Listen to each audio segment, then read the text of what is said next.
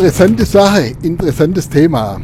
Nach dem letzten Video, wo ich da gemacht habe von den Mappings vom Roland Days für die V85, gibt es jetzt was Neues da dazu. Und ich fahre jetzt hin, ich will mir das angucken. Wenn es euch interessiert, bleibt dran. Daumen nach oben wäre super, Abonnement noch besser. Also, viel Spaß beim Ansehen. Euer Motorradtour. Hallo Leute, euer Motorradtour. Heute wieder beim Roland Days. Erklärung. Wir haben auf das letzte Video, wo wir das mit dem Mapping für die V85 TT gemacht haben, wirklich extremst viele Rückfragen bekommen. Was heißt wir? Der Roland Days hat die natürlich bekommen, ich nicht. Ich habe nur das Video gemacht. Und es war wirklich ein Riesenthema bei der V85 TT, ob denn durch die Mappings das Ruckler und das Klingler weg ist. Und daraufhin hat eigentlich der Roland Days die ganze Mappings nochmal überprüft und ist dann auf was anderes gekommen und da sprechen wir jetzt drüber. Also ich denke, eine wichtige Sache, was ihr wissen solltet. Hallo und grüß Gott, ich bin Roland Days von der Firma Days Motortech.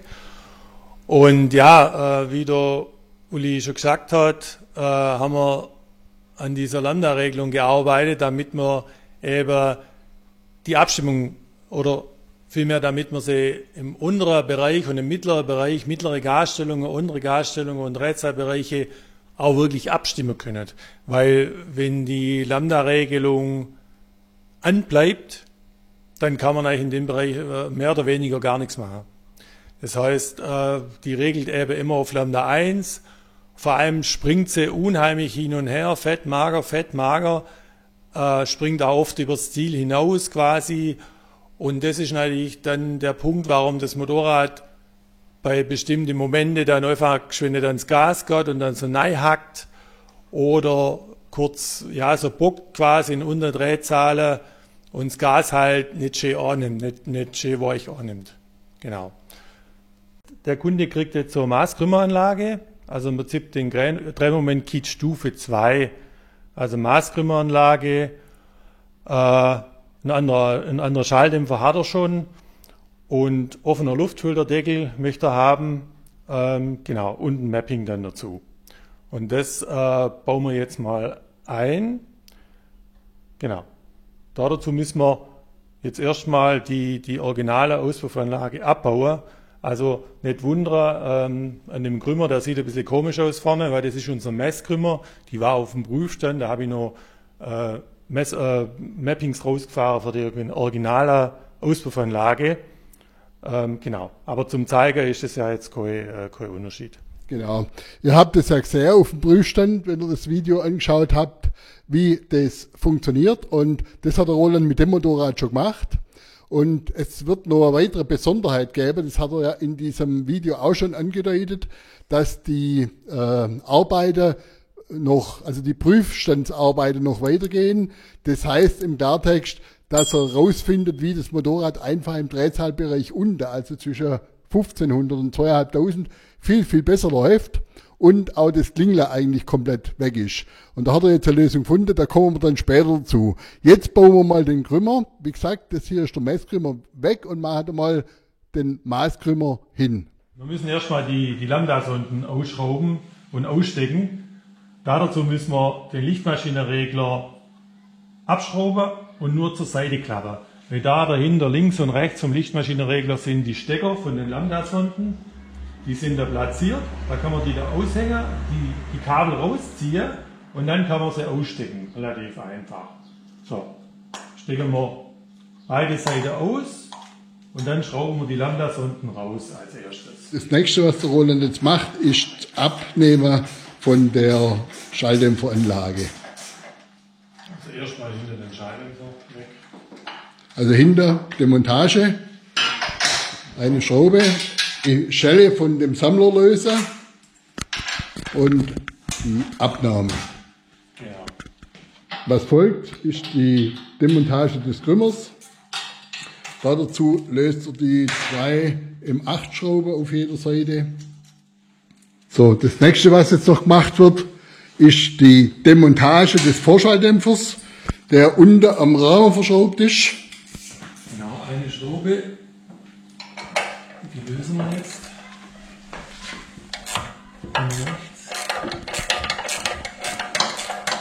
So, die kann man dann einfach rausziehen. Punkt 1. Da passiert noch nichts, der fällt nicht runter. So. Also sagt, Schraube rausziehen. Der fällt nicht runter. Okay. Kann man einfach so lassen. Und jetzt Den Krümmer nach vorne ziehen.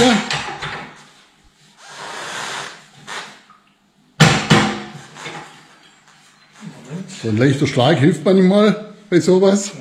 ja, Okay. vorziehen und runterlassen. Und hinter fällt er nicht runter. Das ist nämlich von Guzzi ganz gut gemacht. Also der bleibt hinter oben, obwohl die Schraube draußen ist. Der ist quasi hinter in so einem Blech eingehängt. Und um den jetzt ganz runter zu kriegen, muss man den nach hinten schieben und dann geht er hinter raus. Okay, ist ja super Sache, was Sie da sich überlegt haben, oder? Ja, das ist eine gute Geschichte zum Montieren und Demontieren. Okay, super. Nach hinten. So, okay. Also, das, Teil weg. und das war's jetzt schon. Die Demontage des Hauptschalldämpfers mit dem Krümmer. Perfekt. Ja, die komplette Auspuff-Krümmeranlage von Maas, beziehungsweise, möchte ich schon fast sagen, das ist schon eine halbe DES-Anlage, weil wir haben da ganz vieles geändert. Wir haben da zum Beispiel diese Flansche an die Zylinderköpfe, die tue ich Maas bereitstellen, die stellen wir selber her. Und auch die Aufhängung hinten ist unsere eigene Konstruktion mit Gummilagerung.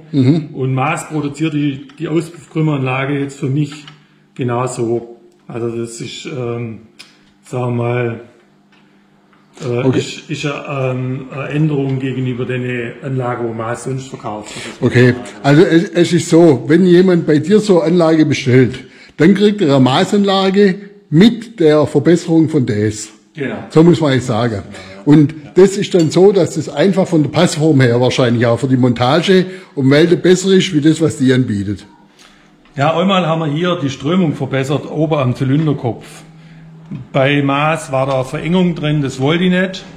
Wegen dem haben wir jetzt diese Drehteile hergestellt, die schicke ich dann immer zum Maas und die schweiße die an. Genau. Und dann haben wir, wie gesagt, hauptsächlich die Aufhängung hinten, damit die Gummi gelagert ist. Okay. Das war mir wichtig. Und dann haben wir auch jetzt noch gemacht, also für diese Krümmerabdeckbleche, die Halterungen, die passen nicht immer so toll. Und wenn die Fläche, die Halterungen nicht sauber passen, dann kann es sein, die Bleche reißen nachher. Und da haben wir jetzt ein flexibles System gemacht, das wollen wir auch selber herstellen hier.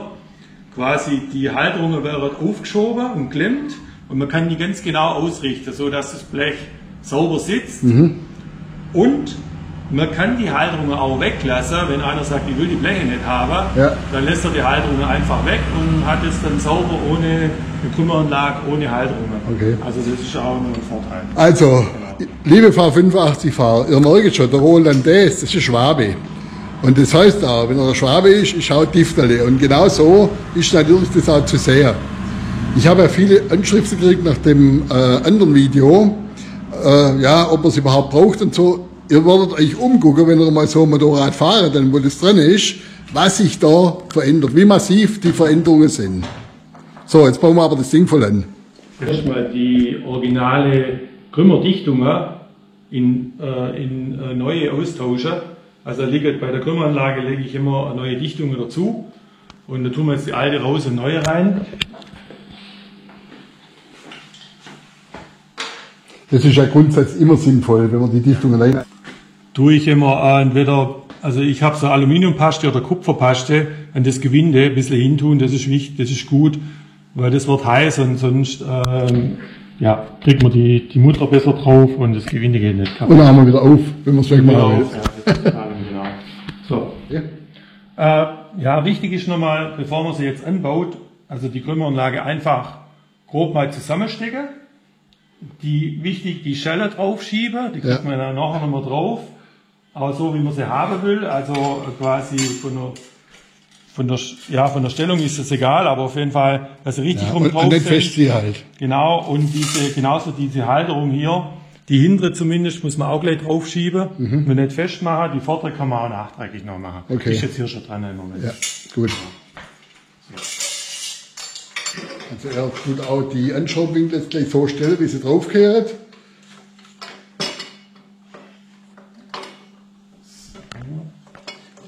So. Mit zwei Händen geht es natürlich immer besser. Ja. Genau. Lass los, ja.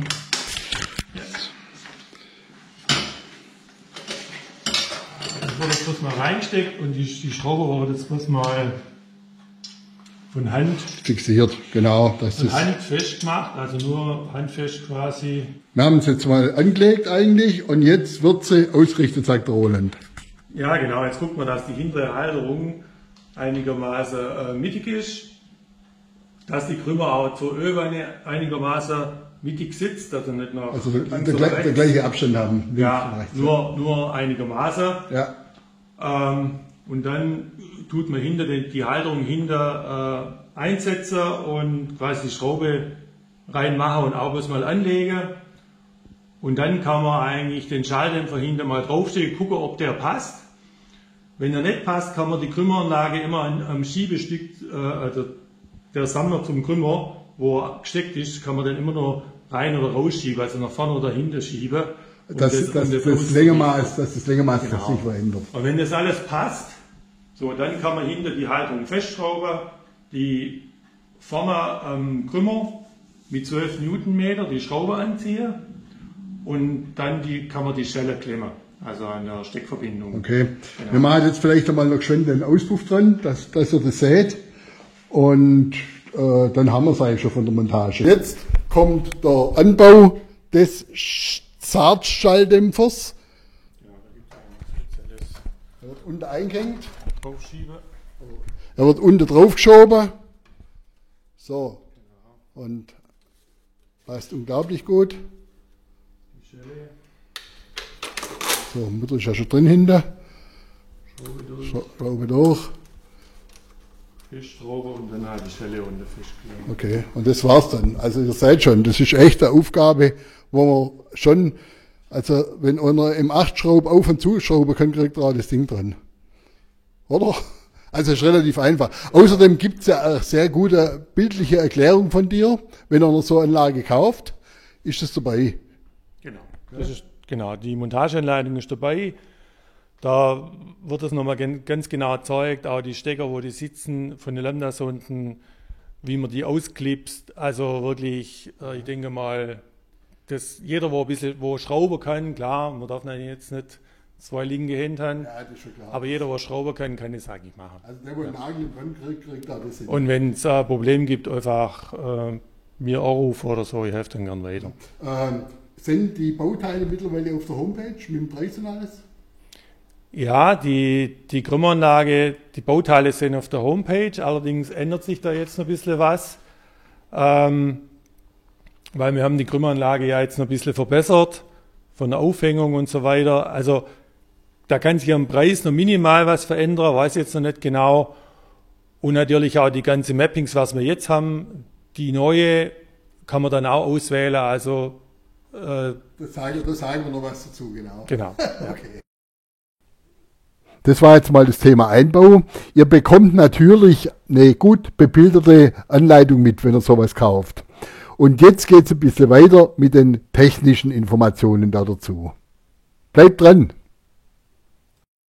Also, und dazu ist ihm jetzt technisch natürlich was eingefallen, weil er ist ein Schwabe wie ich und die Schwaben sind ja Tüfteler. Und dann ist jetzt einfach ein Licht aufgegangen, damit man sagen kann, es funktioniert im Nachgang deutlich besser so, dass er das Motorrad beim Fahrer fast nicht mehr kennt.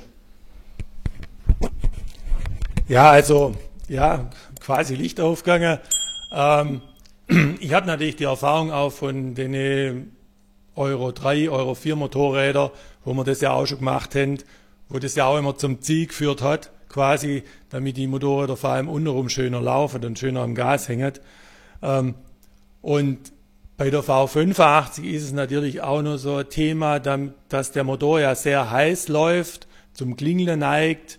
Und wenn man jetzt eben das Motorrad auch im Unterbereich etwas fetter laufen lassen kann und die nicht auf Lambda 1 laufen muss, dann hat man natürlich auch mehr Innerkühlung. Das heißt, der Motor wird insgesamt gar nicht so heiß. Damit hat man auch für die Klingelneigung auch schon was verbessert. Und natürlich das etwas fettere Gemisch wirkt natürlich auch der Klingelneigung entgegen. Das heißt, ich gehe mal davon aus, also brauche ich dann auch noch Rückmeldungen, dass wir das Geklingle eigentlich so gut wie wegkriegen oder komplett wegkriegen. Und wenn es beim einen oder anderen noch ist, dann kann man da auch immer noch ein bisschen nachbessern. Dann muss er sich einfach melden, dann gibt es da schon Möglichkeiten, dass ich nur an der Zündung an bestimmte Bereiche was mache oder dass er mal herkommt, wir gehen auf den Prüfstand, machen nochmal eine individuelle Abstimmung, dann kann man das eigentlich voll abstellen, möchte ich behaupten. Genau. Und man muss auch sagen, man tut da seinem Motor was Gutes. Also ist ja nicht so, dass man den Motor mehr belastet, im Gegenteil, man belastet ihn deutlich weniger, weil wenn der Motor nicht so heiß wird und nicht dauernd klingelt, dann ist es natürlich für die Lebensdauer des Motors nur positiv. Also man tut seinem Motorrad was Gutes, also es ist ja nicht so, dass das irgendwie da negative Auswirkungen hätte. So, ja. Und jetzt hat der Roland hier mal ein bisschen was hergerichtet, dass er mal sehen könnt, was da was ist. Ist der Michael ins Mikro, oder? Jetzt können wir mal gucken, das sind jetzt hier die Positionen, wo wir haben, was man auch machen kann und wo einfach das was bringt. Noch geschwind wollte ich noch sagen, punkto Gasannahme im Unterbereich haben wir auch nur zusätzlich das Zündkennfeld ganz unten, knapp über dem Leerlauf, noch verändert. Also Frühzündung zurückgenommen, weil da sind wahnsinnige Frühzündungen drin. Also da haben wir auch noch ein bisschen was verbessert. So, jetzt möchte ich aber noch was dazu sagen. Also ich habe jetzt quasi meine ganzen Mappings alle nochmal komplett durchgefahren. Ich bin jetzt nochmal ein paar Tage auf dem Prüfstand gewesen, nochmal, ich weiß gar nicht, über 300 Läufe gemacht. Und hier sieht man jetzt, wir haben jetzt quasi einmal für die Original-Krümmeranlage. Also oder Original ist das hier, ja? Genau. Diese Dinger da und sackschwer, ja?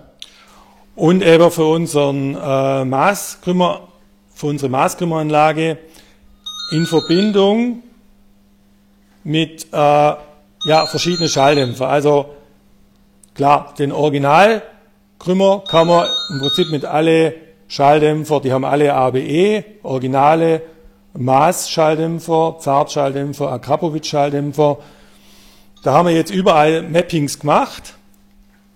Dann auch noch für Luftfilterdeckel original, komplett original. Original ist der erste, oder? Genau. Das ist der Original und das ist der. Oder unser offener Luftfilterdeckel mit BMC-Luftfilter. Da kriegen wir einfach, der Unterschied ist einfach hauptsächlich zwischen 4.500 und 6.000 Umdrehungen haben wir mit dem offenen Luftfilterdeckel deutlich mehr Drehmoment. Weil da fehlt ja einfach die Luft und da kriegt sie eben mehr Luft und dementsprechend haben wir auch das Mapping dann gemacht dafür. Genau.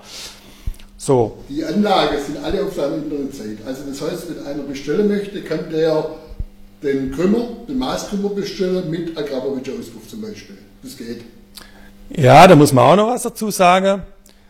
Also wie gesagt, das war jetzt mit der Originalkrümmeranlage, mit der Maßkrümmeranlage haben wir natürlich auch Mappings gemacht für alle 4 Schalldämpfer und dann noch in Kombination mit zu einem Luftfilterdeckel, also Original-Ansaugsystem und mit offenem Deckel. Also sind ja Leute, wenn wir da 10 Mappings gemacht quasi, kann man sich dann auswählen. Zum Zusammenstellen von Auspuffanlage und Schalldämpfer muss man noch sagen, mit dem Originalkrümmer kann man im Prinzip jeden ABE-Schalldämpfer fahren, klar. Mit dem Maßkrümmer, wenn es astrein legal sein soll, dann darf man eigentlich mit dem Maßkrümmer nur den Originalschalldämpfer fahren oder den Maßschalldämpfer, also von Maß selber. Wenn man die anderen haben wohl auch ABE, aber in der ABE sind die eigentlich nicht aufgeführt mit dem anderen Krümmer. Und man darf es genau genommen nicht kombinieren. Obwohl beides ABE hat, aber man darf es nicht kombinieren, muss man auch dazu sagen. Also was mir jetzt sofort auffällt ist, wir haben jetzt die gerade hergelegt, also den Akrapovic, also der ist so leicht, das glaubt man echt gar nicht. Ja? im Gegensatz zu dem Original, ja, also das ist ja schon, ich glaube, das ist 5-mal so schwer. Irre, was das vom Gewicht her ausmacht. Aber bei der Trümmeranlage ist das ja nicht so. Ja, ja, also man muss auch sagen, also was ich jetzt beim Abstimmen festgestellt habe, bei der Originalkrümmeranlage, egal ob man jetzt den Original-Schalldämpfer oder einen von den 4 Schalldämpfer fährt, da tut sich fast nichts. Also wenn man jetzt hinter einen anderen Schalldämpfer noch macht, da passiert nicht viel am Drehmoment und das Mapping kann man eigentlich dasselbe nehmen, weil ich habe alle durchgefahren, habe gesehen, da passiert fast nichts, weil einfach das meiste schon in diesem Vorschalldämpfer hier passiert. Und da hat der Schalldämpfer hinten kaum mehr Auswirkungen. Auswirkungen hat es nur, wenn ich jetzt geschlossener Deckel habe, original oder offener Deckel. Da braucht man ein anderes Mapping, weil der legt die so viel Drehmoment zu, da oben bei um die 5.000, 6.000. Da läuft es dann natürlich auch magerer, weil es mehr Luft kriegt, also da braucht man ein anderes Mapping. Wobei jetzt bei der Maßkrümmeranlage, da ist es wirklich eklatant. Wenn man da, egal welchen Schalldämpfer man nachbaut, man muss für jeden Schalldämpfer ein Mapping machen, weil da verändert sich wahnsinnig viel. Also man sieht genau, man macht ein Mapping für den Originalschalldämpfer, dann baut man den zart nach, dann sind die Zylinder auf einmal total auseinander. Also der eine ist jetzt magerer und der andere fetter. Also man sieht, durch den anderen Schalldämpfer zieht ein Zylinder mehr leer wie der andere, also andere Druckverhältnisse. Ja. Da passiert bei diesem Originalsystem eigentlich gar nichts. Und hier sieht man, dass da ganz viel sich verändert. Was der Roland sagen will, eigentlich im Prinzip, wenn er ein sauberes Fahrverhalten wollt von eurer V85, braucht er den Maßkrümmer. So kann man ja sagen, oder? Wenn man einfach mehr Drehmoment haben will. Drehmoment und die läuft auch sauber nachher. Also du kriegst ja sauber hin, viel sauberer also mit dem Abschalten von der Lambda-Sonde dann. Ja, das will ich jetzt nicht sagen, dass es sauber läuft, weil das können wir ja mit beiden Sachen machen. Okay. Ich habe einfach hier, der Motor ist viel kraftvoller, hat viel mehr Drehmoment, macht mehr Spaß, Fahrspaß, klar, weil er hängt auch noch ein bisschen schöner am Gas, das stimmt schon. Und das Motorrad läuft auch noch ein bisschen kühler, weil dieser Vorschalldämpfer, der heizt den ja unheimlich auf. Ja. Man spart einen Haufen Gewicht. Ich glaube 6-7 Kilo insgesamt, wenn man jetzt Maßkrümmer nimmt und einen leichten Schalldämpfer wie Zart, Akapovic. Und genau, man muss auch dazu sagen, durch die Maßkrümmeranlage, selbst wenn man der originale Schalldämpfer fährt, wird das Motorrad lauter. Also das ist so. Okay. Also wer jetzt Wert legt, dass das Ding so leise wie möglich sein muss, dann muss man zumindest, also die Kombination Maßkrümmer und Akapovic-Schalldämpfer ist in meinen Augen eine sehr gute Kombination. Darf man eigentlich nicht kombinieren, genau, haben wir ja vorher gesagt. Ja. Aber der Akapovic ist sehr leise, hat einen guten Ton und funktioniert trotzdem sehr gut. Also ganz unten verliert er ein bisschen, aber so ab 3,5, 4 ist der eigentlich der Beste und oben aus ist er genauso gut wie die andere. Ja. Er ist aber da dabei nicht so laut. Der Zart ist sehr laut, der geht auch unten raus wie das Tier. Für den Zart haben wir jetzt sogar nachträglich dB-Eder, können wir was anbieten, dass der leiser wird. Also wir machen den leiser, weil der oder andere ihm zu laut wird. Das leise, ja. Genau, ja. Also, weil dem möchte ich das auch dazu sagen, dass man das einfach weiß. Also, genau. Ich hatte das ja schon im ersten Video gesagt. Beim Roland Days seid ihr mit eurer V85 absolut top und auch er hat ja richtig viele Anlagen schon verkauft. Jetzt, ihr könnt auch hier natürlich mal E-Mail schreiben, wenn ihr irgendwelche Fragen habt. Ich denke, das wird sich im Laufe der Zeit er wird es beantworten natürlich, klar. Und wenn ich hier die Kennzeichen sehe, wo die V85 alle herkommen, dann denke ich mal, ist das schon ein durchschlagender Erfolg. Und schon eine Sache, viele schreiben da gibt es diese Box da. Was machten die eigentlich? Hast du schon mal, ich weiß nicht, wie das Ding heißt? Ja, was... Also ihr wisst schon, was ich meine. Von Mistral gibt es. Von Mistral, genau, gibt es da diese Box. Ja, ehrlich gesagt, habe ich jetzt schon ein paar Kunden an der Strippe gehabt, Also der eine sagt, das wäre gut, der andere sagt, die haben es wieder ausbaut. Ich weiß es nicht. Ich habe es noch nicht in die Hände gehabt. Ich habe es bloß gesehen, da wird eigentlich, glaube ich, soweit ich weiß, nur der Luftdruck oder die Motortemperatur quasi manipuliert, wird dem Steuergerät was anderes vorgaukelt, dass der Motor kühler wäre, und dann wird quasi das ganze Kennfeld auch gefettet. Aber ich meine, das hat natürlich mit der Abstimmung nichts zu tun, weil in dem Kennfeld gibt es Bereiche, da läuft die vorher schon eigentlich zu fett, da wird sie dann noch fetter. Okay. Und klar, in Bereiche, wo sie mager wird, da wird es wohl besser, aber die Lambda-Regelung ist damit ja auch nicht irgendwie verbessert. Also, aber das ist ja eigentlich dann auch nicht legal, oder? Das ist ja auch nicht legal, natürlich nicht.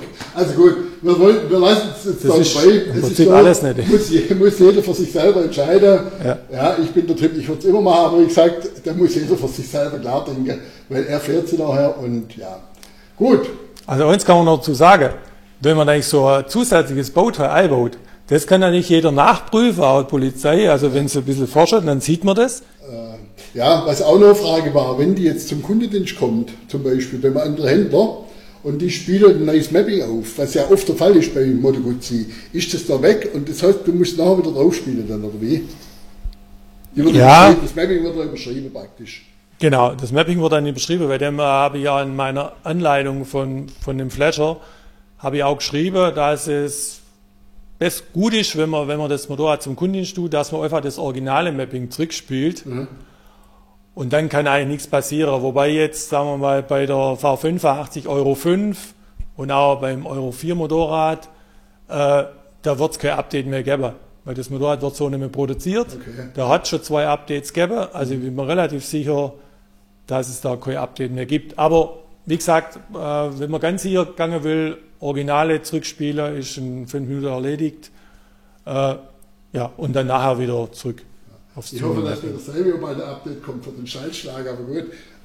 Gut, also Leute, ich denke, wir haben somit alles gut erklärt. Ich hoffe. Wenn ihr jetzt, wie gesagt, noch eine Frage habt, schreibt an Roland oder ruft an oder was weiß ich was. Und ja, also das war's jetzt für heute. Euer Motorradtour freut sich, dass ihr da wart. Daumen nach oben, wäre super. Abonnement wäre noch besser. Roland, danke. Ja. Wir sehen uns bald wieder. Gell? Ich danke, Uli, und ja, Dankeschön. Ciao. Und ciao.